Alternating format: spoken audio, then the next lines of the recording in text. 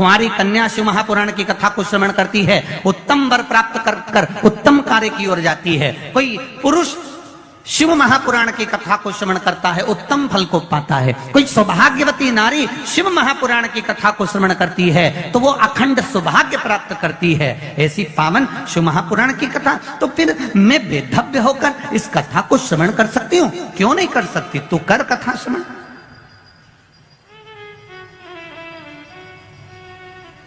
चंचुला देवी ने हाथ में जल लिया, भगवान देवाधिदेव महादेव से प्रार्थना करने जा रही है कि मेरे पति के लिए मैं शिव महापुराण की कथा करवा रही हूं, पर यजमान नहीं है, कोई जोड़ा मेरे पास में नहीं है। माता पार्वती जी ने कहा, चंचुला देवी तुम शिव की आराधना करो, शंकर की आराधना करो, वो तुम्हारे यजमान बनेंगे, वो कथा के यजमान बनकर बैठेंगे, जोड़े से मैं बैठूंगी। अब चंचुला देवी पानी लेकर जाती है शंकर जी के मंदिर में चढ़ाने के लिए। जितनी बार चंचुला देवी जल लेकर शिव के चरणारविंद को शिवलिंग पर चढ़ाने के लिए जाती है, बालू का शिवलिंग बनाकर उसकी पूजन करने के लिए जाती है, जितनी बार जल का पात्र हाथ में लेती है उतनी बार पात्र गिर जाता है।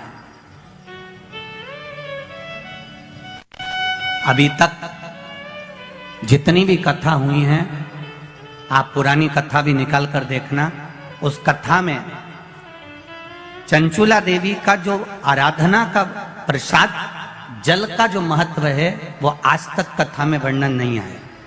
पर ये जो प्रसाद शिव महापुराण की कथा चल रही है बड़ौदा में, आपको पहले भी कहा कि ये कथा संपूर्ण भारतवासियों के लिए और देश विदेश में बैठे हुए भक्तों के लिए एक अलग गौरव की बात है कि ये कथा का रसतत्व अपने को मिल रहा है। चंचुला देवी के हाथ से कलश गिर गया। किसी दिन चंचुला देवी का जल अच्छे से चले जाता है, बाकी के दिन चंचुला देवी का हाथ का वो जल अपने आप गिर जाता है, वो कलश भूमि पर गिर जाता है।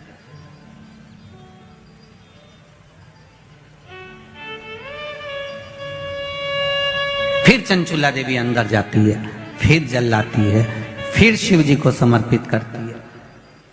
पर एक बार का लाया हुआ जल तो नीचे गिर गया। कितनी सुंदर सुंदर बात हमारे यहाँ शिव महापुराण वर्णन करती है। मांग में माता सिंदूर भर रही हैं, मांग में सिंदूरा भरा जा रहा है, मांग में कंकु भरा जा रहा है, मांग में सिंदूर भरा जा रहा है, और वो सिंदूर नाक पर गिरता है। वो सिंदूर नासिका पर गिर गया तो कहते हैं कि कोई काल आने वाला था पति के ऊपर, वो काल टल गया और नाक पर सिंदूर आया तो नारी का सौभाग्य और अखंड हो गया, ये शास्त्र कहता है।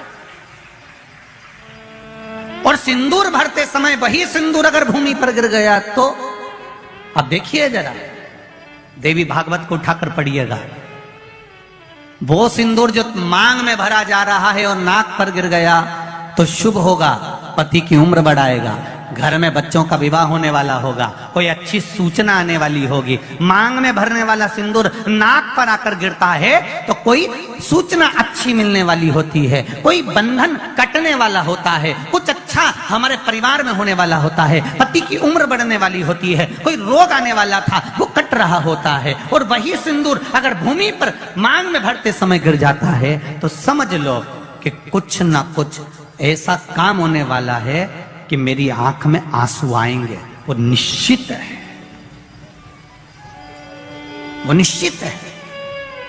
चाहे वो किसी प्रॉपर्टी के चक्कर में हो, परिवार के चक्कर में हो, नातों के चक्कर में हो, पुत्रों के चक्कर में हो, बेटियों के चक्कर में हो, पति के चक्कर में हो, रिश्तेदारों के चक्कर में हो, कुटुंब मायका ससुराल के चक्कर में हो, पर निश्चित है कि नेत्र में जल जरूर आएगा, ये निश्चित था।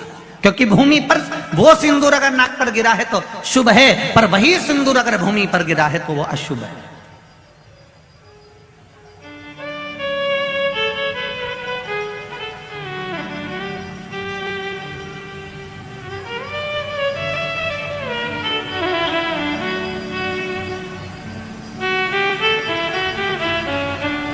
बहुत ध्यान देना जरा, प्रसाद शिव महापुराण की कथा चल रही है। संपूर्ण देशवासियों की मेरी माताओं से निवेदन है, मेरे इन भाइयों से निवेदन है, उसको जरा ध्यान से सुनना। आप सालासर बालाजी गए, आप मेहंदीपुर बालाजी गए,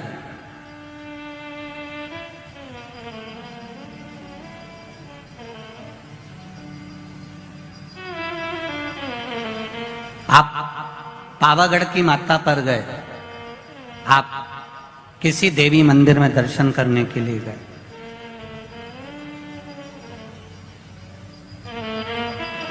वहां से उन्होंने हनुमान जी के मंदिर का सिंदूर लिया और तुम्हारे माथे पर लगा दिया। समझना जरा कथा को बहुत अच्छे से। उन्होंने हनुमान जी का सिंदूर लिया, तुम्हारे मस्तक पर लगा दिया। अब मस्तक पर आपने अगर सिंदूर लगाया है और हनुमान जी महाराज का या देवी जी का या भगवान का सिंदूर आपके मस्तक पर लग गया है, तो वो सिंदूर कम से कम शास्त्र कहता है 2.5 घंटे तक आपके मस्तक पर रहना चाहिए। कितने घंटे तक रहना चाहिए? जम के बोलो जरा। 2.5 घंटे तक रहना चाहिए। कारण क्या है? भगवान के चरण का अगर कोई कुंकू या सिंदूर हमारे मस्तक पर लगाया गया है, वो 2.5 घंटे तक रहे, उसके बाद उस सिंदूर को किसी नैपकिन, कपड़ा या अन्य चीज से पोंछ देते हैं। पोंछने के बाद वो गलत जगह पर टंग जाता है, लोग उसका गलत हाथ का प्रयोग कर लेते हैं। वो जितनी जगह गलत जगह जाता है उतना दोष हमको लगते चले जाता है। इसलिए सिंदूर का क्रम है कि कोई पुष्प है, उस पुष्प से उस सिंदूर को लगा लिया जाता है, कोई पत्ती है उससे सिंदूर को लगा लिया जाता है, उस पुष्प को। फिर विसर्जन में, अगर विसर्जन में नहीं रख सकते तो अपने घर में जो गमला होता है जिसमें पौधा लगा होता है, उस पौधे में उसको डाल दिया जाता है, जिससे वो सिंदूर उसमें मिल जाए और हमारे घर में सदा रहे। पर हमने कोई टाविल, होटल में ठहरे तो होटल के टाविल से पोंछ दिया, कहीं ठहरे थे तो दीवार से पोंछ दिया, कहीं लगा दिया, उसका दोष है, उसका दोष।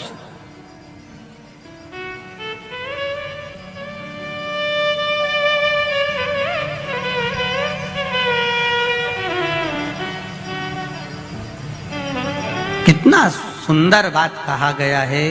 नारी मस्तक पर मांग में सिंदूर भर रही है, नाक पर गिरा शुभ है, जमीन पर गिरा शुभ है।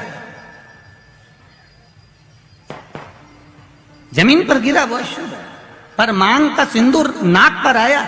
इसलिए आज भी बिहार में, जो लोग राजस्थान में, बिहार में, मारवाड़ में इधर उधर अगर आप लोग जाते होंगे तो जब कई बार आपने देखा होगा, आप जाइए जरा कहीं योग लगे तो दादी रानी सती के मंदिर पर जाइए, या आप कहीं झुंझुन जाइए, कहीं आप बिहार साइड, उत्तर प्रदेश साइड में जाएंगे तो माताएं जब मांग भरती है, जब वो छठ की पूजन करती है, कोई बड़ी पूजन करती है, तो सिंदूर थोड़ा सा नाक पर लगाकर सिर तक लेकर जाती है। चाहे बंगाल साइड में चले जाओ, चाहे आप यूपी में, चाहे बिहार में चले जाओ, नासिका पर सिंदूर का भाव आ जाता, जमीन पर नहीं गई। आज बहुत सुंदर सा एक उपाय है, बहुत सुंदर सा, शायद आपकी जिंदगी में सबके काम आए, सबके काम आए। दुनिया के लोग कहते हैं शंकर भगवान को भांग प्रिय है, शिवजी नशा करते हैं, या लोग वाक चिलम दिखा देते हैं, चिलम पीते हैं। पर शिव महापुराण की कथा में कहीं ऐसा चरित्र नहीं आया कि हमारे हिंदू धर्म के कोई भी देवी देवता कोई नशा करते, पुराणों में नहीं। हाँ, शिव नशे से मुक्त करते हैं। किससे मुक्त करते हैं? नशे से मुक्त करते हैं। शंकर नशा मुक्त करते हैं। जैसे तंबाकू का सेवन करने वाले होते हैं और वो तंबाकू नहीं छोड़ पाते, आप कितना ही प्रयास करो उनके लिए, आप बहुत बोल लो, झगड़ा कर लो, और ऐसा नहीं है कि आप लोगों ने झगड़ा नहीं करा होगा, कितना करा होगा, ईमानदारी की बात बताओ। 4-5 दिन तो आप लोगों ने नए नए में तो रोटी भी नहीं खाई होगी झगड़ा के कारण। तुम तंबाकू छोड़ो, तंबाकू छोड़ो, वो तुम्हारे सामने नहीं खाए तो क्या हुआ, बेरू बाहर जाके खा ले, हमें कौन सी बड़ी बात, पर खाए तो सही। तो उसके लिए नीलकंठेश्वर महादेव का स्मरण करें। कौन से महादेव का करना है? नीलकंठेश्वर महाराज।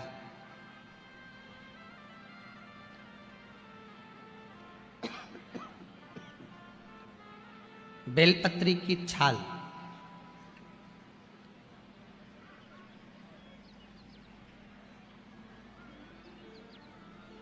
या बेलपत्री की जड़, इसको घिस कर इसका चंदन तैयार कर लीजिए। चंदन बनाने के बाद में इसकी गोलियां बना लीजिए।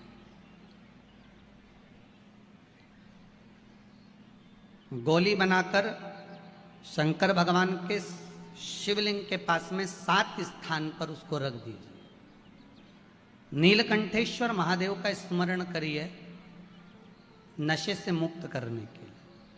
ये तंबाकू वालों के लिए आज विशेष वर्णन है, ध्यान दीजिएगा। और मुझे लगता है बहुत आनंद की अनुभूति होगी राष्ट्र को संवरने में, बहुत आनंद की अनुभूति होगी। मेरा इंदौर माँ अहिल्याबाई की यह पावन धरा स्वच्छ है, सुंदर है। अच्छे से अच्छे, बड़े से बड़े शहर में घूमकर आ जाना, जहाँ चाहो वहाँ चले जाना, पर इंदौर जैसी सफाई मिलने वाली नहीं है कहीं पर भी हो।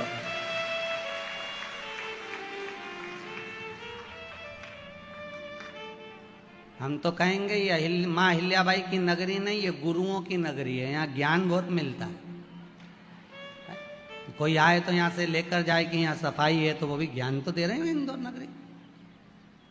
एक से बढ़कर एक भोजन कहीं नहीं बनता, और यहाँ बनता। पूरी दुनिया में रात में कहीं चाट नहीं मिले, यहाँ पूरी रात चाटो, पूरी रात।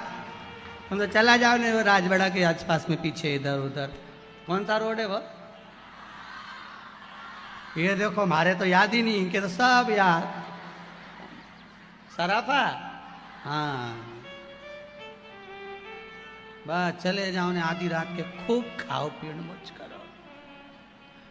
दिन भर पत्नी के प्राण खाओ, रात के चाट खाओ।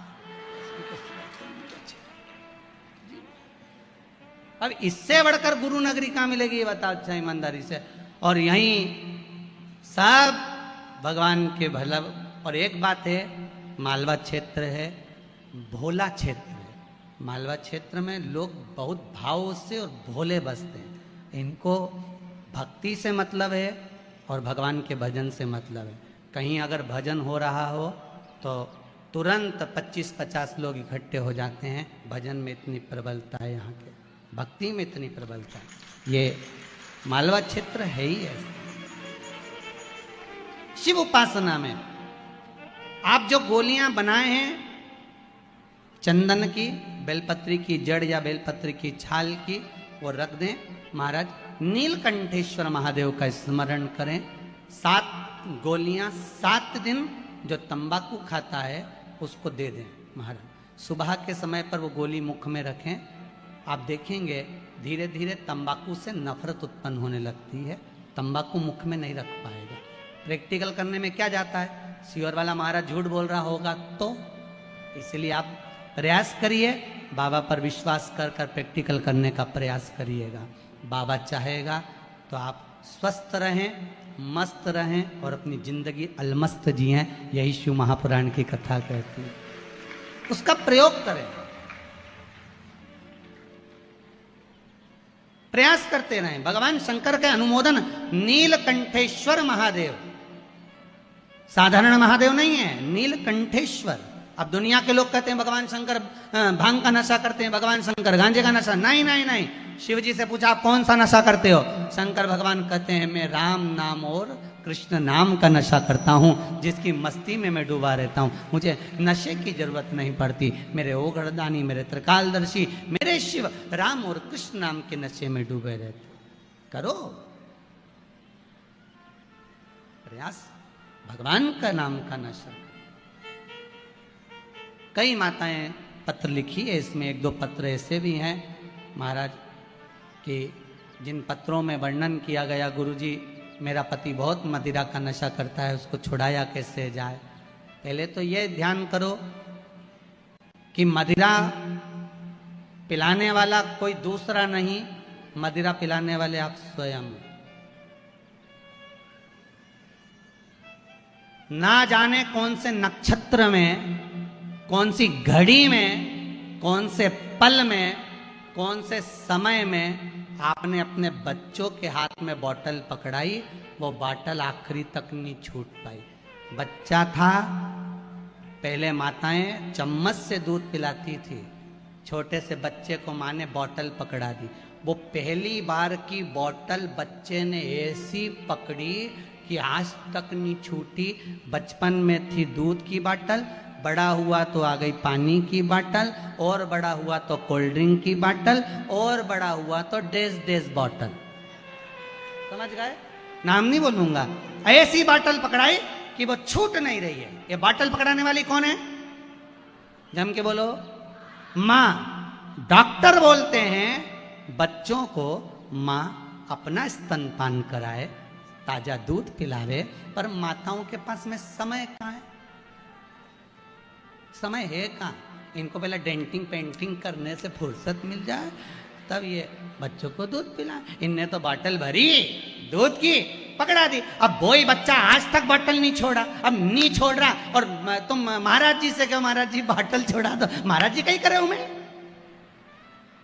छुड़ाना तुमको था, तुम्हें छुड़ाना चाहिए था।